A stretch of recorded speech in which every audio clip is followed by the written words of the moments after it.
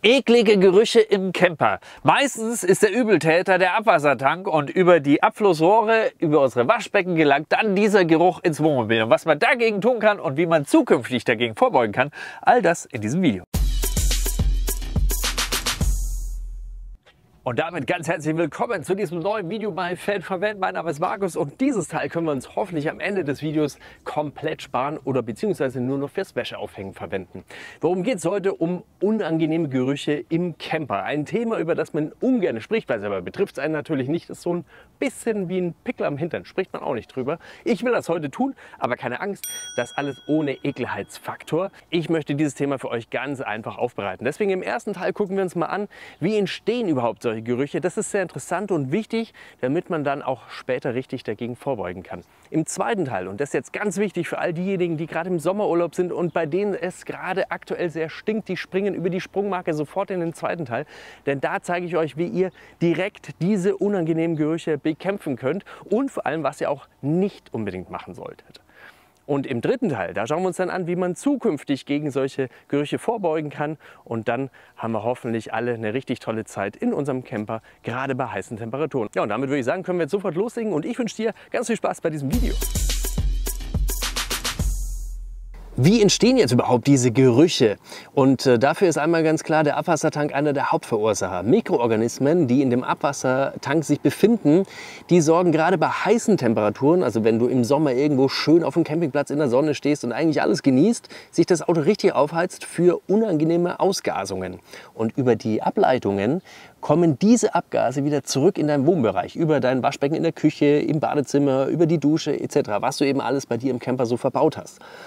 Jetzt gibt es gewisse Barrieren, Geruchsbarrieren. Im Hausbau hat man ganz große Siphons und das bedeutet, dass ein Wasser, das in diesem Siphon stehen bleibt, eine natürliche Barriere für den Geruch ist. Der Geruch kommt also nicht mehr zurück und damit auch nicht mehr raus aus dem Waschbecken. Wir haben in den Campern meistens auch Siphons verbaut. Die sind aber in der Regel sehr, sehr klein. Und deswegen kann es schnell passieren, gerade bei so heißen Temperaturen wie heute, dass das Wasser in diesen kleinen Siphons schnell verdunstet. Damit habe ich auch keine Barriere mehr. Ein weiterer Punkt kann zum Beispiel sein, während der Fahrt, wenn das Wasser im Abwassertank recht schwappt, dann kommt es zu einem Unterdruck und der kann dafür sorgen, dass das Wasser aus den Siphons nach unten in den Abwassertank gesaugt wird und damit hast du auch wieder keine Geruchsbarriere in deinem Fahrzeug. Läuft es jetzt richtig ungünstig, dann ist dein Wasser im Abwassertank verdunstet oder durch das Schwappen und den Unterdruck in den Abwassertank gezogen worden. Du fährst aber gerade, es ist richtig heiß und du machst das Fenster beispielsweise auf oder den Max-Fan an, dann ziehst du auch wieder automatisch die Gerüche zurück in dein Fahrzeug. Ja, und das ist dann am Ende richtig übel. Aber keine Angst, man kann was dagegen tun und was genau, das schauen wir uns im nächsten Punkt an. Was kannst du jetzt tun, wenn du unmittelbar mit diesen unangenehmen Gerüchen konfrontiert wirst? Ganz einfach, als allererstes, wenn du die Möglichkeit hast, Abwassertank entleeren. Aber das alleine wird auch noch nicht helfen. Zweiter Punkt ist, überall die Stöpsel reinmachen, wenn du sie dabei hast. Und vergiss dabei auch nicht zum Beispiel die Duschwanne in deinem Badezimmer. Naja, und dann gibt es eine Menge Hausmittel, zum Beispiel Gebissreiniger. Klingt jetzt albern, aber der kann auch helfen, wenn ihr den schön verflüssigt und dann in die entsprechenden Abgüsse reinschüttet, kann das gegen diese unangenehmen Gerüche vorbeugen. Weitere Haushaltsmittel, die du immer an Bord hast, ist zum Beispiel ein Spüli. Wenn du das nicht an Bord hast, was auch gut hilft, ist Weichspüler. Aber auch da behutsam mit umgehen und ihr wisst ja, auf die Umwelt achten. Das ist hier ganz groß angesagt. Weitere Hilfsmittel, die du vielleicht an Bord hast, je nachdem mit welcher Toilette du unterwegs bist. Mit einer Kassettentoilette, Sulbio beispielsweise, das ist biologisch abbaubar, das kannst du einfach in die Abflüsse reinkippen, perfekt. Wenn du wie ich zum Beispiel mit einer Klesana unterwegs bist, dann hast du vielleicht einen Smell-Stop dabei. Auch das ist ein Geruchsbeseitiger, kannst du ein bisschen in den Abfluss reinschütten und fertig. Auch da brauchst du überhaupt keine Angst haben, das ist überhaupt keine Chemiebeule. Jedoch müsst ihr bei all diesen gezeigten Produkten aufpassen, denn sie könnten nicht wasserlösliche ätherische Öle enthalten, die wiederum ein absoluter Nährboden für Keime und Bakterien sein könnten. Naja, und dann gibt es in Form natürlich noch andere Mittel, die da erwähnt werden, zum Beispiel der klassische Abflussreiniger. Ich bin da kein Fan von. Warum? Da ist Chlor drin und das ist natürlich jetzt erstmal primär nicht so geil für uns alle. Allein der Geruch, der dadurch im Wohnmobil gerade in der Hitze, wo wir uns dann in der Regel befinden, entsteht, der ist extrem unangenehm und ich kann mir auch nicht vorstellen, dass der so gesund ist. Wenn du hier vorsichtig dosierst, in jeden Abfluss ein bisschen was reinkippst, dann desinfizierst du deine Leitung aber natürlich perfekt und auch den Abwassertank damit. Wo ich auch kein großer Fan bin, was man oft liest, ist der Essigreiniger. Essigreiniger wird für die Entkeimung entsorgen, gar keine Frage, und er wird auch die unangenehmen Gerüche beseitigen. Er ist aber in der Regel sehr aggressiv gegenüber Gummidichtungen und das würde ich in meinem Camper sehr ungern riskieren. Naja, und dann ist die Industrie natürlich auch nicht ganz doof. Die hat uns Campern eine ganze Litanei an Mittelchen zur Verfügung gestellt, die speziell dafür entwickelt wurde, Gerüche in unseren Abwassertanks zu beseitigen. Aber ganz ehrlich, ich liste euch das natürlich alles auf meiner Webseite auf und da könnt ihr gerne mal ein bisschen gucken und auch schauen, was es kostet. Verlinke euch das alles auch in der Videobeschreibung. Aber ich glaube, man sollte dafür sorgen, dass das nicht so oft passiert. Wenn es mal passiert, ganz klar, dann haben wir jetzt ja ein paar Mittelchen gesehen, die man in der Regel immer an Bord hat. Und ansonsten sollte man gucken, dass man entsprechend vorbeugt, denn das kann man definitiv tun. Und was man da alles beachten kann, darum geht es im nächsten Punkt. Wie kann ich jetzt vorbeugen? Und in den vorherigen Punkten haben wir schon eine Menge gelernt. Einmal vor Vorantritt kann es immer ratsam sein, überall ein bisschen Wasser reinlaufen zu lassen. Warum? Damit die Siphons, die vielleicht schon ausgedunstet sind, wieder mit Wasser gefüllt sind und damit eine natürliche Geruchsbarriere entstanden ist. Und falls vorhanden, vergesst mir auch nicht die Abflüsse in der Dusche. Ein weiterer Punkt ist, während der Fahrt nicht zwingend die Fenster bzw. Max-Fan aufzumachen, um die Gerüche nicht wieder aus dem Abwassertank in das Fahrzeug zu ziehen.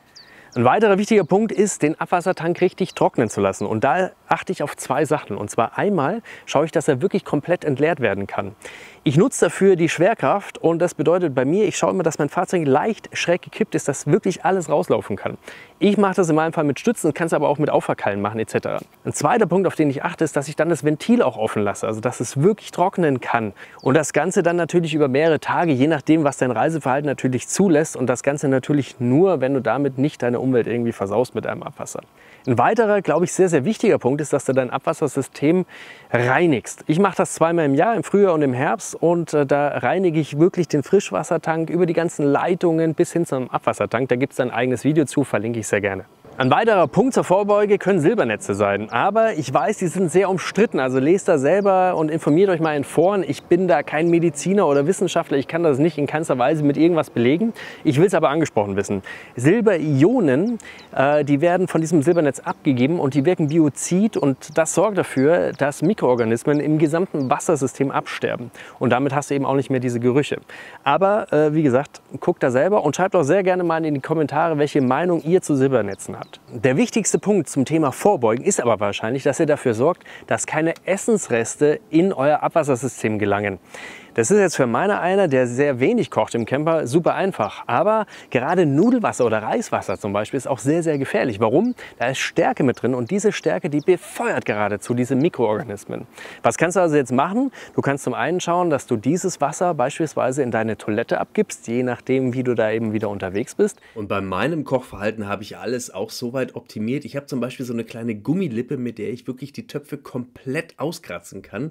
Und wenn ich dann richtig Glück habe und mir das Essen auch noch richtig gut geschmeckt habe, dann löffle ich natürlich auch die Teller entsprechend sauber aus und dann wird alles nach und nach abgespült. Und das funktioniert bei mir so. Als erstes nehme ich einen Küchenkrepp und wische mal den Löffel bzw. diese Gummilippe ab.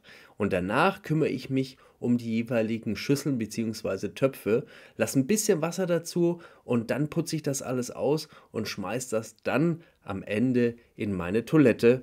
Jetzt beginne ich mit dem eigentlichen Abwasch, ein bisschen Spüli mit dazu und dieses Wasser darf nun auch in meinen Abwassertank.